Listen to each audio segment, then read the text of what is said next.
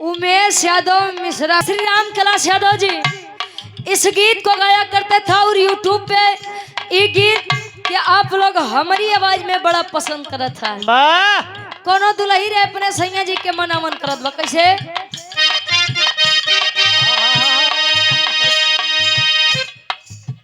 राजा हो तो है कैसे मनाई, राजा हो तो है कैसे मनाई, राजा हो तो है कैसे मुआई।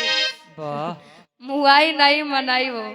अच्छा पहले के दुल्ही लंबा घूंघट करे काहे बदे जानत है? हाँ उनका दांत बड़े बड़े रहता है, तोपे रहे तो घिसे जाते रहे। हाँ रंधे जाते रहे। पहले के दुल्ही लंबा घूंघट या से करे पागल की उनके अंदर संस्कार रहे। अच्छा आज के मेहरारू तोपे तो के का तोपे? हाँ पहले उनके खोलवा के देख लेते हैं। हाँ गुरुजी पहले पसंद होत बा, फिर सगाई होत बा, विवाह में जयमाल होत बा, लौट के आवत है तो घरवो जयमाल वाला सिस्टम हो जात बा। बूढ़ा काट पतोहिया ढाक ले तोर जेठाऊ तो कन का तोपी खोलवाए वाले खड़ा है कौन कुल तो पहले देख ली है तब का तोपी कहो। तू देखे तो हर खानदान देखे तो पूरा गांव देखे। हाँ ठीक भाई बस करा।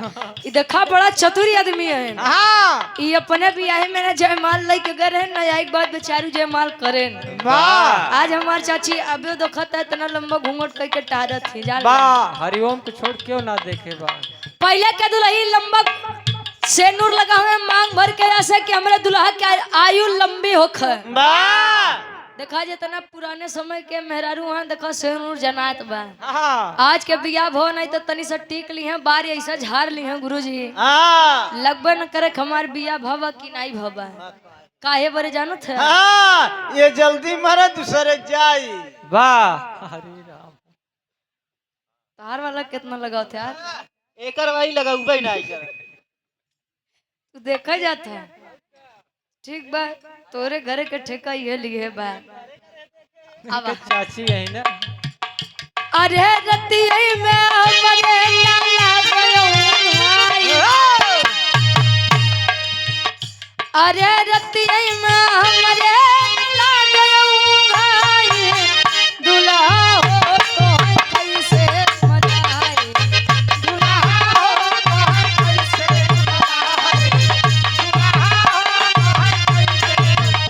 अरे रतिया में हमरे लाला गयो हाय, रतिया में हमरे लाला गयो हाय, राजा हो तो हर कैसे मनाई, राजा हो तो हर कैसे मनाई।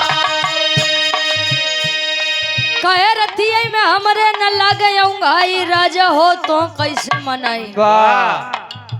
बीता बल पनवा तयाई गे जवानी, बीता बल पनवा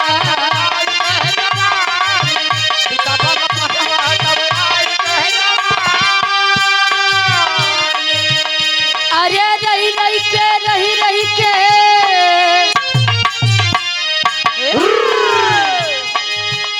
अरे रही के सजिया पे आवंगलाई, दुल्हा हो का हो ऐसे समझने वाली तनी से समझिया। आत्मा रूपी दुल्हन है और परमात्मा रूपी दुल्हे का वर्णन है। यहाँ कितनो दाढ़ी मोछा रखबा गुरुजी। हाँ जी हुआ खातिर सबको दुल्हने यार दुई लहीन ना दुल्हीन सबका पिया एक। कवन वाली पिया 85 वाली ऊपर दिमाग का ढेर रहा था। 85 75 वाली नहीं भाई। पिया का मतलब परमेश्वर, परमेश्वर परमात्मा। यहाँ पर हम आप सभी के अपने आप के मर्द और दुल्हा मत समझ। इकाए पुरानिया लोग बतावे दाढ़ी मोछा खातिर सबका दुल्हीन है। अरे रही के सजिया पे आवंगलाई, दुल्हा हो तो है कैसे मनाई, दुल्हा हो तो है कैसे मनाई,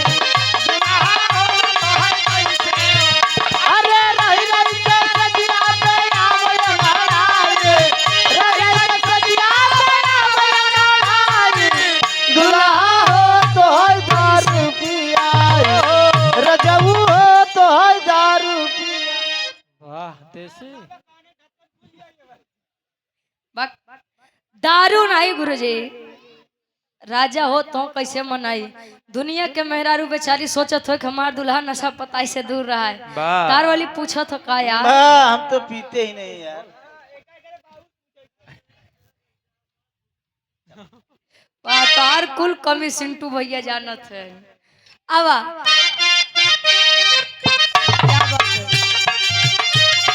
का जान दे शहर वाली का जरा, का जान दे शहर वाली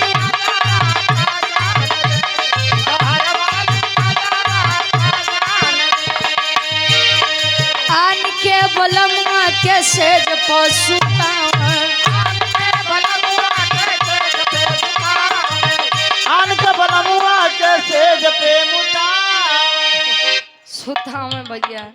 अरे मार हाल वैसो ना ठीक बा, ना परेशान करत जा। सुता में आन के बलम मतलब अपन लड़का। बच्चा जब छोटा होता है तो माता उसकी बड़ी देखभाल करती है, केयर करती है। बिस्तरा तो भी सुसु कर देता है। हाँ भैया तोरे एक्सपीरियंस बात 3-3 गो देला के। वह लड़का जब बड़ होई बढ़िया से दुल्ही देख के ओकर बियाह कर देबा तो लड़की खातिर वह लड़का का बनी बल्लम। का बा भाला बलम परमेश्वर। और वह लड़का मातारी खातिर सदैव ओकर लड़का ही रही। जैसे आन के बलम मतलब अपन लड़का। आन के बलम के सेज पसुतावन, आन के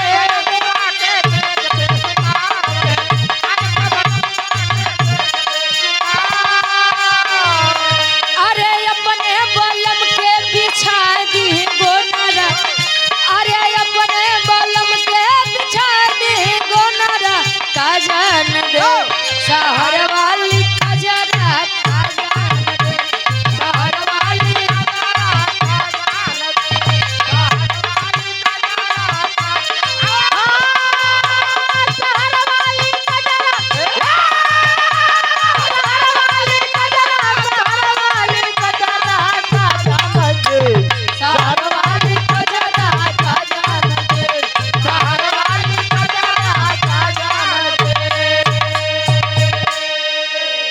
कहे अपने बलम के बिछा दे गोनरा, का जाने दे शहर वाली कजरा। ये तब फरमाइश रही हमरे भैया हरिन के।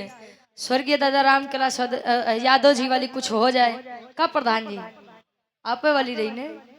अरे कुलो नहीं के गाना या भाई, अबे आदमी बड़ा कंफ्यूजन में। एक लाइन और गुरुजी ओकरे बाद